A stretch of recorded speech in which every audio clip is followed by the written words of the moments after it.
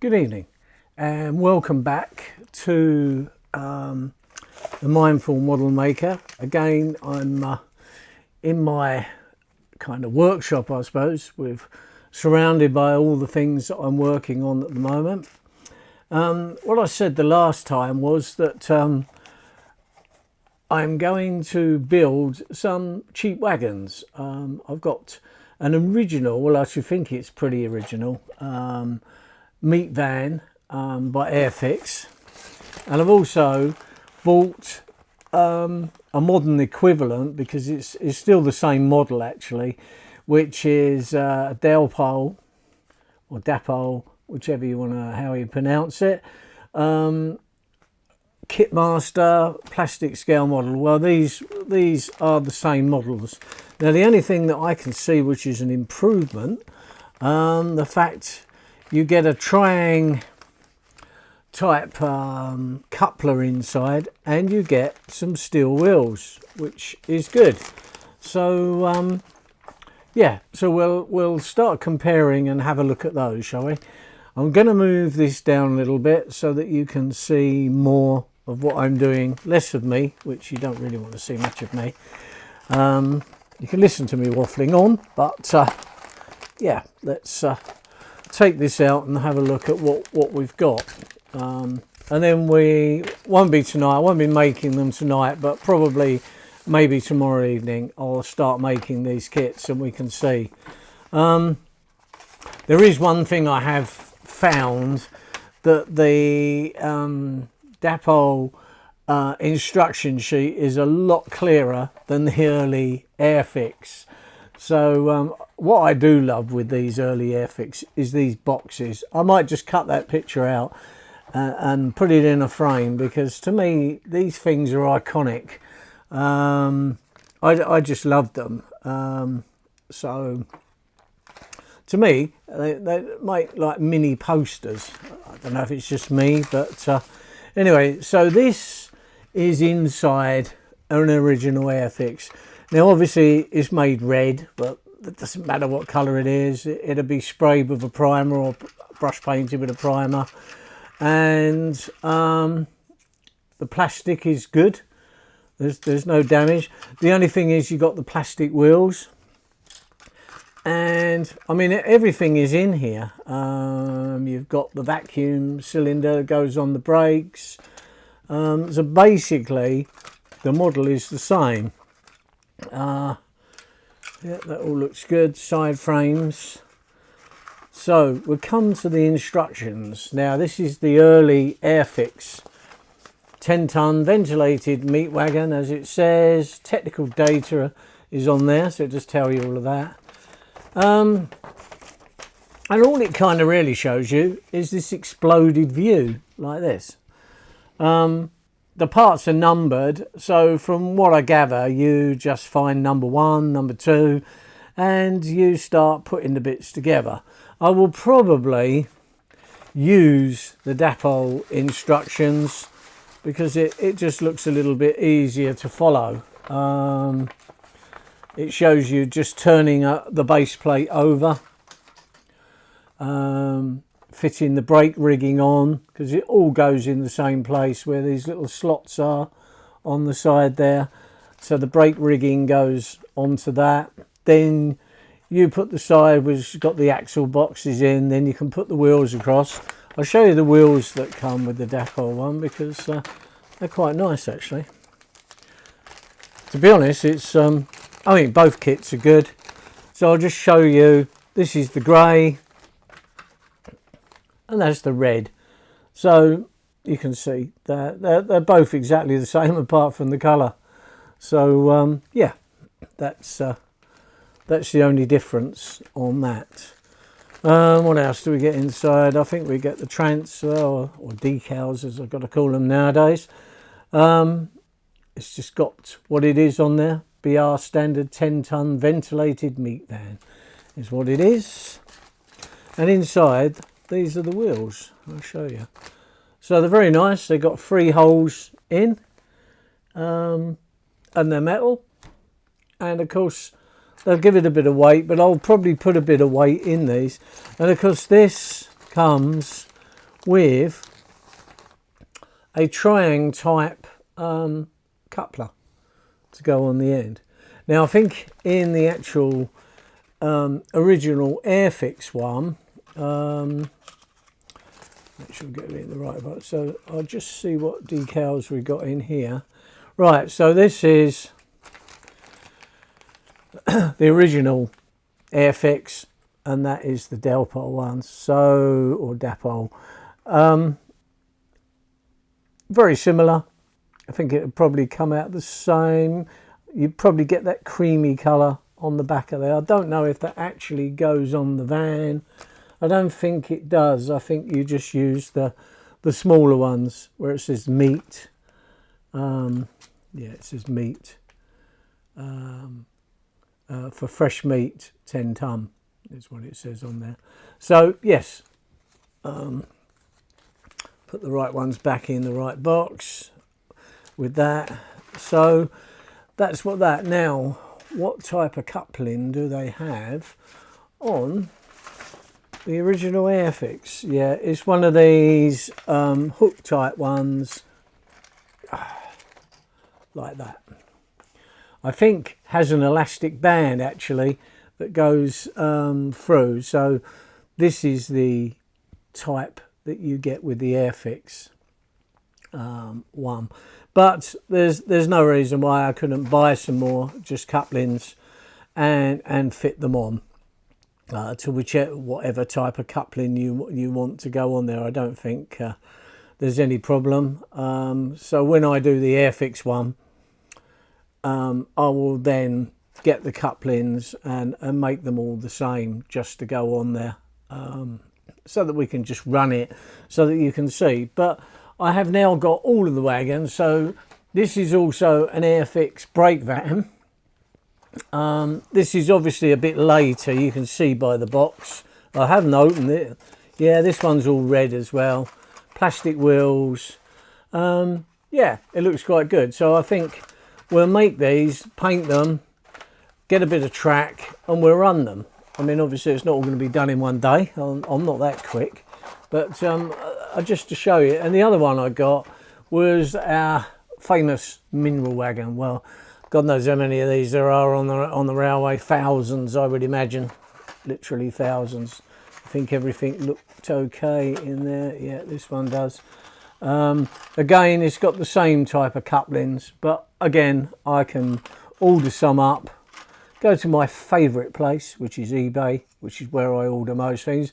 I'm not saying that's the best place, but 9 times out of 10, that's the coal, obviously, to go inside. I have got some other, so I could flatten that and put some realistic coal in if I wanted, which to me looks a little bit better and perhaps might add a little bit more weight.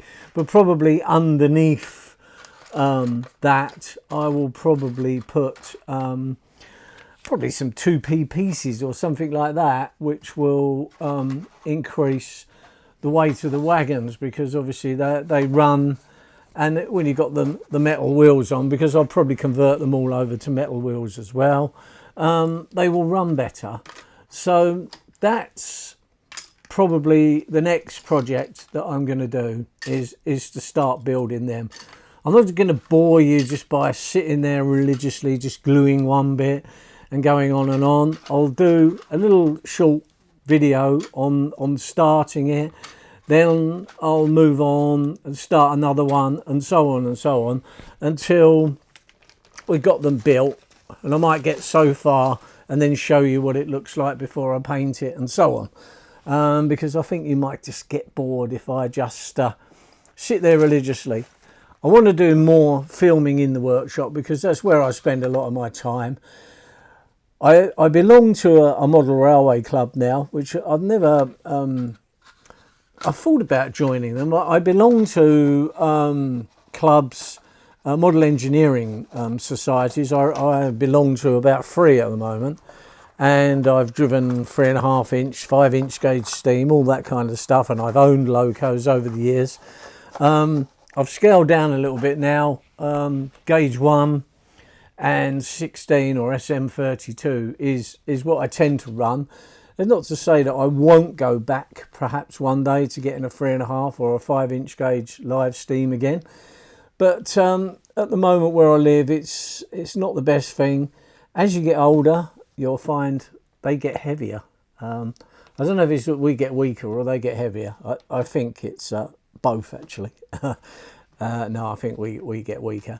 The other thing is, the club that I now belong to inherited a couple of these O-gauge Flying Scotsman. And they're in various states of build. This is one of them here. And they want me to build them. So there's two, and I'm slowly working through. Now the hardest thing is that I think there's about 124, 125 parts, but you don't actually get an index. So when you're trying to work on a particular part, you have got to go through the magazines. Well, I was watching somebody else's YouTube channel, and what they've done, they cut out of the magazines the actual build parts and put them into a folder. So I've got 2 lots of the magazines, so that's what I'm going to do. And I will be showing you some bits and pieces on this. Now I've had to brush up on my soldering skills because all the brass bits are soldered. It does say in the book to super glue it, but anybody out there that's got any kind of engineering skills will know that it doesn't matter how good a quality your super glue is. I've tried some very expensive ones. It doesn't stick to brass. It doesn't matter how you clean up the brass. You can rough it and put it on. It sticks straight away, but eventually it kind of dries out and it can come apart.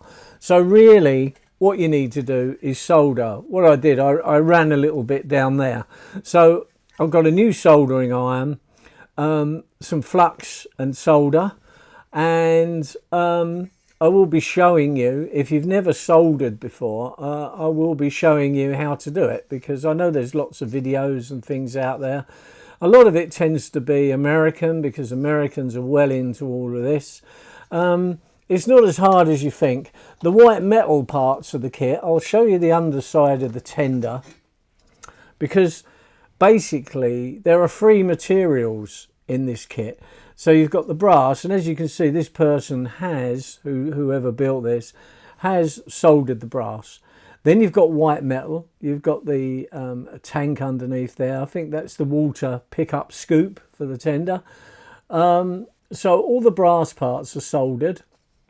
And then, of course, you've got white metal. Well, you're not going to solder white metal to a piece of brass for the simple reason the melting points are different. And by the time you've got the brass to the right temperature, you won't have any white metal left, because it will just be a lump where it's melted. So bits like that, what I would do is use araldite.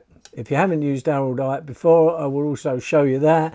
It's just an epoxy resin, which comes in 2 parts. You actually get the main bit plus a hardener. You use 50-50, use a cocktail stick, whatever. Stir it, mix it till it's nice and smooth, and you can get different ones, a fast set one or a slower set, and then you dob a little piece of that on. That really is the best way of putting the white metal onto the brass. Again, super glue, it doesn't adhere to the brass. It doesn't really penetrate into it at all. So, and I think if you're going to spend hours and hours building something, you don't want to get down the road and then bits start dropping off. So my advice is to solder. I know it can be scary, because if you've never done it before, I haven't done it for a long time, but I've been practicing. And what I do on one of my videos, I'll just show you. I'll show you the kit. I haven't bought expensive because it doesn't matter. It's the flux and the solder, and keeping the secret to soldering is keeping the tip of your soldering iron permanently tinned. That is the secret. And there is a guy at the club who's very good at it, and he showed me. I've done soldering before, but a long time ago, And it's like everything, if you don't do it, you get out of practice. So anyway, I'm going to wrap that up for tonight. We'll be doing all sorts. I've now got 4 coaches because I'm going to, as you know, I built the 2-car EPB. Well, I need to move that on and show you that. And also I am going to build a 4-car electric unit as well, a sub. The reason because I used to drive them when I worked on the railway, so I'm going to build a 4-car sub. Again, same thing, out of old Southern coaches. So I purchased 4 of them. There's one, because I just love them. I think they're beautiful. So I've got 4 now, and I will be making a 4 sub out of that. I've got the cad ends and all the rest. It's going to be a bit similar to the other one. The only difference is I will have 2 motors. I've already got 1 motor to go in this, so I will have 2. So there's the motor. Again, it's the Eurostar one, so I'll have to modify that down like I did the other one and buy another one. This one's got a slightly different pickup underneath. It's not bad. The pickup that's underneath there works okay. I may just modify it to the same as the others, so it's all the same. But yeah, it just shows what you can do. That's all you really need underneath to pick up. You just have to fiddle around getting these at the right height, because if it's too far out, it'll lift the wheels off, and so on. So it's getting everything adjusted right. But then that's what modeling's all about. Anyway, I hope you find this quite interesting. Please comment if there's anything you want to see done or whatever, and I can do it, then I will demonstrate it for you. Yeah, we can do that, or you know, just put comments and I will reply to them all the time. So if there's things you want to see or whatever, then please comment. Please subscribe if you want to see more things. Like I say, I'll be taking my Gauge 1 Loco and giving it a run soon, so there'll be some more footage of that with a couple of coaches on and various things. Because what I do, I use a lot of IPE engineering stuff, coaches and wagons, because what you can do on a lot of them, you can buy the bogie for the SM32, the 16mm, or you can buy the 45 to run Gauge 1. So you can use the same coaches on both, because they're narrow gauge anyway, so it doesn't matter. You just change the bogie over. It's literally a nut and you can change it. And I do that because then I haven't got to keep having 2 sets of wagons all the time, or coaches. I can just switch from one to the other. You can see my 16mm one in the background, which I fitted the 2 new horns on. That just needs painting now. That runs really nice. It's fully radio controlled. It wasn't when I first got it, but it is now, and I've done that very cheaply. And yeah, that's quite a pleasure to run as well. So anyway, I'll see if I can make another video tomorrow night of me actually doing something instead of just waffling on. Anyway, see you all soon. Thank you very much, and please subscribe and like if you do, and also comment if you wish to. Thank you very much. Bye now.